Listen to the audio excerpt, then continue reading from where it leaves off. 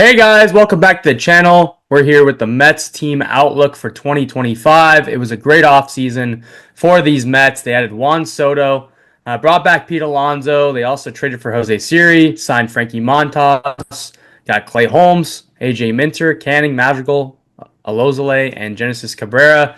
Madrigal and Montas already are going to be hitting the IL.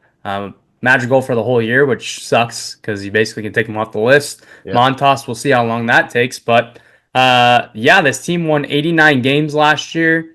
They were a surprise in the second half. They made it all the way to the NLCS, and in 2025, they're gearing up to be one of the best teams in baseball. Yeah. Anytime you add the best free agent on the market and bring back a guy like Pete Alonso, there were some questions whether they weren't going to be able to bring him back, but Cohen ends up digging deep in his pockets there. And um, yeah, anytime you can do that, it's huge for your team. It's a dynamic 3-4 in that lineup. It lengthens the lineup. It takes a lot of pressure off of a guy like Mark Vientos. He was slotted to bat right behind Juan Soto, and now he's going to be batting in the 5 hole most likely. So it brings a lot of less pressure off him. I like their offseason. They added a lot of depth to this team. I like Surrey in center field. He can go get it. He's got some swagger in that bottom of the lineup. So overall, really good, really good offseason for the Mets. Yeah, let's go ahead and head over to Fangraphs now.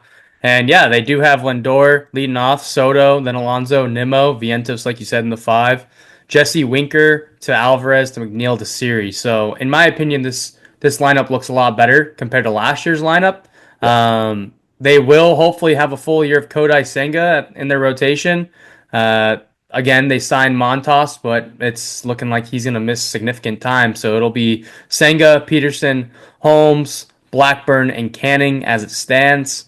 In the back half, you have Edwin Diaz. You brought in AJ Minter, Jose Buto, Reed Garrett, Stanek, Young, Reed Foley, and Meagle. This team on paper looks like they're going to be able to compete for a playoff spot, Yep. but Yep. with the injury bug already kind of attacking this team, it begs the question: are they going to go and make some late additions? You still have maybe like a guy like James Paxton available, could be a depth arm. Um, there's guys out there that potentially they can still bring in to at least eat some innings. Vet guys, not going to cost much, but I guess we'll see as we proceed through spring training. It's the guy that I want to keep my eye on is Clay Holmes. He hasn't started much at all in his career, right? And they paid him to be a starter behind Senga and Peterson there. So obviously the loss of Severino hurts, but if Clay Holmes can find something as a starter, that looked like it could be a pretty good bargain for the Mets. Yeah, and we didn't even mention Sean Manaea, Yeah, also that's out with the true. oblique. That's true. Sean Manaea getting re-signed. I don't even think we had him on our list at the start of the episode, but yeah, Sean Manaea it was unreal last year. So they might have Kodai Senga to start opening day, but now they're out the guy that led their staff last year. So Yeah. we'll see. I mean, if you get Manaea and Montas back, and then Clay Holmes sits in the 4 or the 5, I feel a lot better about my chances. As of now, they do have the Mets in third place. Fangraphs projecting them 86.5 wins with a 64% chance to make the playoffs. They're thinking the wild card 47%. Do you think that's pretty accurate, or what's your take on the Mets falling in third in the NL East? For me, I think the Phillies have the best team in this division. If I was to pick a winner right now, I'd probably take the Phillies. I think the Mets are closer to the Braves than they are to the Phillies, but it'll be definitely interesting for sure. But I, 80 around the 87 win projection, that's sounds about right.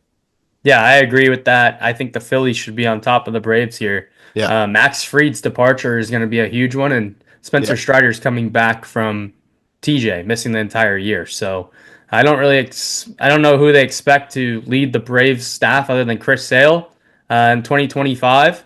The Phillies got Wheeler, they got Nola, they added Lazardo, they Hmm. have Suarez still. So yeah, I would flip flop the Phillies and the Braves Yeah. in my mind, Yep. and the Mets are right there. I think they can. Their pitching does have to get healthy, but Yep. um, I think they're going to be able to slug it with both these teams. With that said, 86.5 wins. I'm going to go ahead and take the over. They were 89 wins without Juan Soto. You would think adding one of the best players in baseball can get you back to where you were last year, if not more wins. So I'm going to go ahead and take the over. And I do think the Mets will be a playoff team in 2025. Yep. I'm going to take the over as well, and I think they will be a wild card team for sure. Alrighty, that's going to do it for this one. If you like this video, make sure you hit that like and subscribe. As always, we appreciate you for listening and watching, and we'll see you on the next one. Later.